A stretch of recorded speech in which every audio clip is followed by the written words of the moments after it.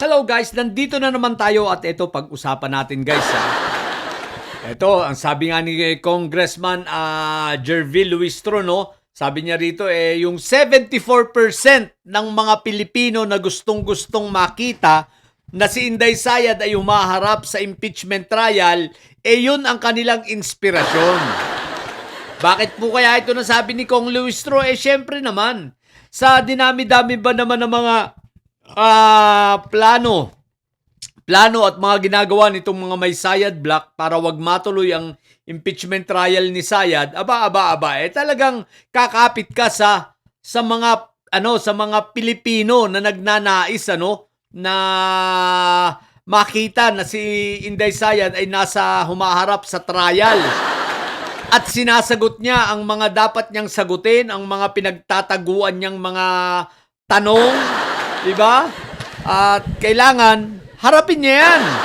So ngayon, dahil sa dami ng mga paninira, for example, itong 18 kargador na Marites na apat dito sa apat nga ba? Tatlo sa prosecution team ang idinawit nila, si Kong Luistro, Kong Laila de Lima at si Kong Ridon. Di ba? So, dinawit nila para lamang itong impeachment ay wag matuloy o kaya naman ay magkawindang-windang. So, hindi lang yan.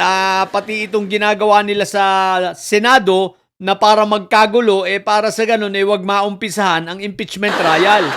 Ang problema ng mga ito, habang ginaganyan ninyo, habang gumagawa kayo ng mga kalokohan, habang patuloy ang inyong paninira, patuloy naman na lalong nagiging nai-inspire itong ating mga dakilang kongresista, no?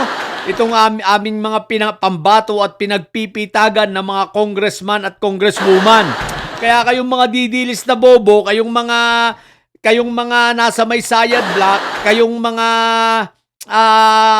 kargador, mga kargador na Marites, ikaw Attorney Baluga, ikaw Mike Diferensya, lakasan nyo na lang ang iyak.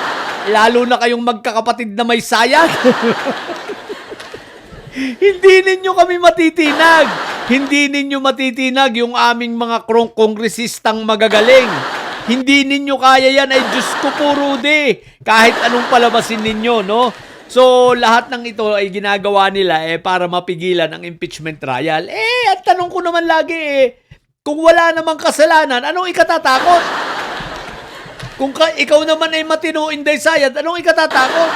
Ang yabang-yabang mo, may pa-blood bath ka pang nalalaman. Sabi mo, harapin mo. Anyari na. Grabe Sabi nga ng puting kabayo talaga daw lagi ng high blood itong magkakapatid nito pag pumapalpak ang kanilang mga plano.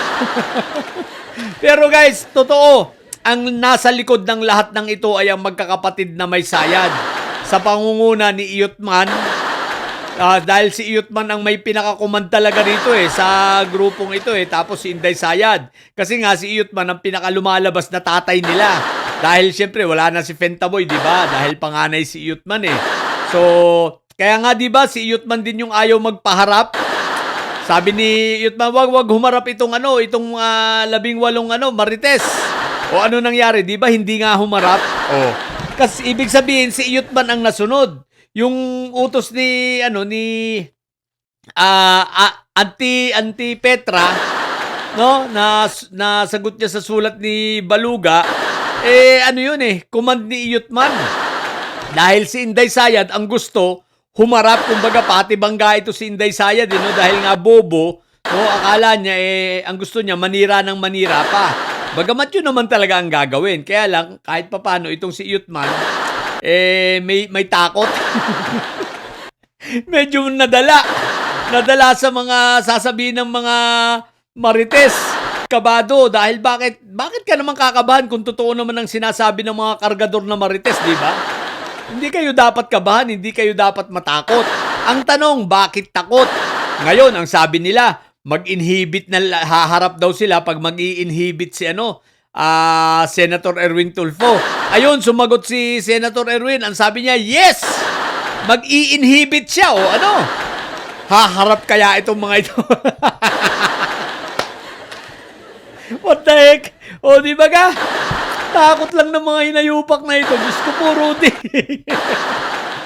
So, ano ha? Kaya, grabe, sa aming mga minamahal na kongresista na mga miyembro ng prosecution panel para sa impeachment trial ni Inday Sayad, kami ay lubos ang suporta sa inyo at pagmamahal. At kami nagpapasalamat sa inyong tapang, sa inyong dedikasyon. Kasama pala yata, pinangalanan ba si Kong Chel? Anyway, kasama sa prosecution si Chel Jokno, ha? At sa lahat ng bumubuo, pati itong kanilang mga spokesperson. Siyempre, si Reneco na pansit ang buhok, di ba? O, yung si Chubby is the new sexy. Tsaka si Congressman Adjong. O, yan, ha? So, shout out kay Congressman Zamora, yan! Tsaka, siyempre, sa mga private prosecution natin, parang ang kilala kong private prosecutor na kasama natin ay, si Lorna Kapunan. So, yan. Kaya matibay. Naku po, Diyos ko po, Rudy. Yung mga pambato nito, mga abogado, iiyak dito sigurado, no? Dito guys, bagamat sa impeachment, hindi tayo aasa na makukonvict si Inday Sayad kasi nga, kukulangin sa bilang, kukulangin sa numero, no? Ang importante rito, lumabas ang ebidensya. At hindi nila mapipigil kahit anong pag-motion nila na pigilin ang paglabas ng ebidensya, hindi na nila magagawa yan dahil kulang sila sa numero. Itong may Sayad Black, no? Sapagkat sa kasalukuyan, 10 pa lang sila. So, ang mangyayari sa kanila, wala silang bilang. May tatalon pa. At i-discuss ko yan sa ibang content ko. Abangan nyo mamaya, ha? Abangan nyo mamaya, i-content ko ng panibago yan. Pero sa ngayon, talagang kudos at ang inspirasyon ng ating magigiting ng mga kongresistang ito na miyembro ng prosecution team ay ang 74% na mga Pilipino na gustong si Inday Sayad ay mapanagot, di ba? Kaya lang, pananagutan ba? Di ba? So, 74% ng mga Pilipino na gustong makita natin at masubaybayan at mapanood ang gagawing trial. Tatawagin natin tong trial of the century. Sipin mo, ha? Inday Sayad lang gumawa ng record, ha? 2 beses na impeach.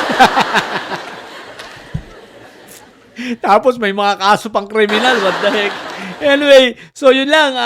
Kaya ang mga Pilipino talagang patuloy pa tayong sumuporta. Yan ay isang linggong nakakaraan na yan, 74%, tataas pa yan. So kung may 74%, ilan na lang ang supporter nito ni Sayad? Asa na yung 32 million? What the heck? 74% ang gusto si Inday Sayad na makitang hinaharap ang impeachment. Sabi ng mga ditilis, madami siya. Anyari na. Bakit ang survey ay 74%? What the heck? So, yun lang muna. Abangan natin. So, kudos sa ating mga congressman. Sa mga bobong didilis at may sayad na nyo. Ang tatay nyo ay preso. Ang BP nyo ay bobo. Manatili kayo mga bobo at may sayad. Sapagkat ang may sayad ay laging high blood. Bye!